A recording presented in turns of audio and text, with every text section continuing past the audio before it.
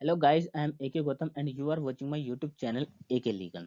तो दोस्तों, Indian contract act के अंदर आज हम पढ़ने वाले हैं सेक्शन 23। सेक्शन 23 बात जो करता है वो करता है what consideration and object are lawful and what not. कौन से कंसीडरेशन एंड ऑब्जेक्ट लॉफुल हैं और कौन से नहीं हैं। अगर देखिए कंसीडरेशन और ऑब्जेक्ट लॉफुल है तो एग्रीमेंट क्या होगा, वैलिड होगा, वो कॉन्ट्रैक्ट बन सकता है। लेकिन जिस कंसीडरेशन एंड ऑब्जेक्ट जो है वो अनलॉफुल है तो एग्रीमेंट वो वॉइड हो जाएगा, वो कॉन्ट्रैक्ट नहीं बन सकता। तो इसी की बात करता है सेक्शन 23। तो चलिए सेक्शन 23 को देखते हैं। Section 23 lays down the meaning of term lawful. तो वो लॉफुल टर्म का मीनिंग बताता है। And this section is drafted in negative form. ये जो सेक्शन है वो ड्राफ्ट किया गया है नेगेटिव फॉर्म में। इस सेक्शन के अंदर अगर कोई फॉल होता है तो वो एग्रीमेंट वॉइड होगा। देखिए, every agreement of which the object और कंसिडरेशन इज अनलॉफुल। हर एग्रीमेंट जिसका ऑब्जेक्ट और कंसिडरेशन क्या है, अनलॉफुल है, वो एग्रीमेंट होगा void. It's provided that a consideration and object of an agreement is lawful unless। तो कौन कौन से एग्रीमेंट है वो। तो फर्स्ट है it is forbidden by law. अगर कोई भी एग्रीमेंट जो कि फॉरबिडन बाय लॉ है तो वो एग्रीमेंट क्या होगा, वो वॉइड हो जाएगा और इलीगल होगा। अगर लॉ फॉरबिडन करता है किसी भी चीज को, कोई भी चीज लॉ के द्वारा फॉरबिडन है तो उस रिगार्ड में एग्रीमेंट नहीं हो सकता, वो वॉइड और इलीगल होगा।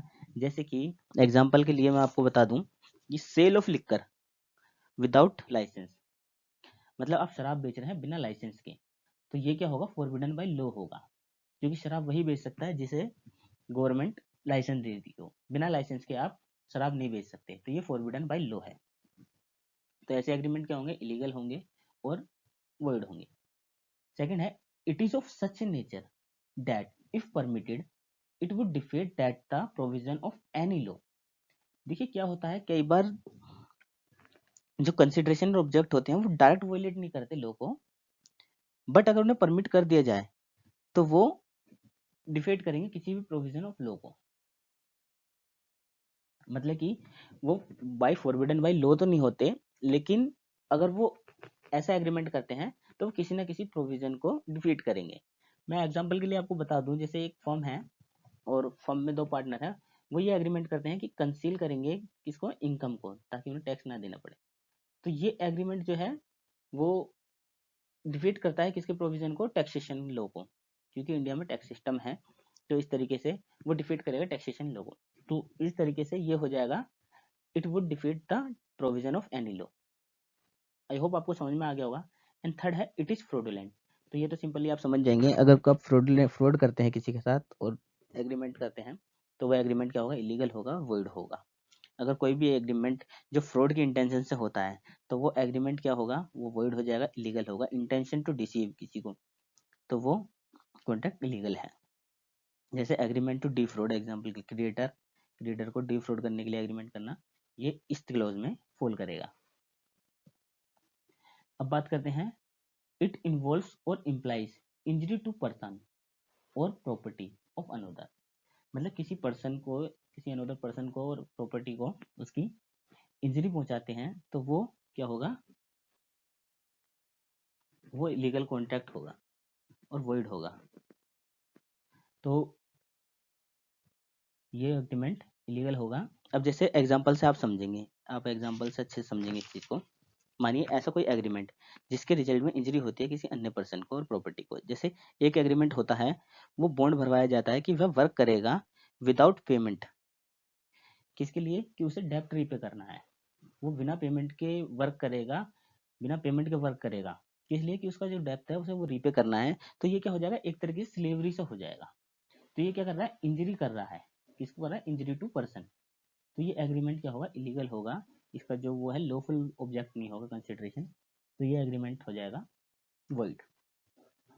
एंड लास्ट है the court regards it as immoral और अपोज टू पब्लिक पॉलिसी। अगर कोई एग्रीमेंट एज इमोरल होता है और अपोज टू पब्लिक पॉलिसी होता है, जो पब्लिक पॉलिसी के अपोज में है, तो वो एग्रीमेंट लॉफुल, वो लॉफुल नहीं है, वो अनलॉफुल हो जाएगा, इलीगल होगा, वॉइड हो जाएगा एग्रीमेंट। सेक्शन 23 के रिगार्ड में मैं आपको एक एग्जांपल देता हूँ। For example, a promise to obtain B an employment in public service and B promise to 1000 rupees to A. अब जो ये एग्रीमेंट है ये क्या है, वॉइड एग्रीमेंट है, क्योंकि यहाँ पे जो कंसिडरेशन है वो अनलॉफुल है। आप पब्लिक सर्विस दिला रहे हैं और वो 1000 रुपये दे रहा है, जो कि पॉसिबल नहीं है। तो ये जो कंसिडरेशन है यहाँ पे अनलॉफुल है और ये एग्रीमेंट क्या होगा, वॉइड होगा। आई होप गाइज आपको ये समझ में आ गया होगा। अब एक चीज और समझते हैं। Section 23, section 23 uses the term object and consideration.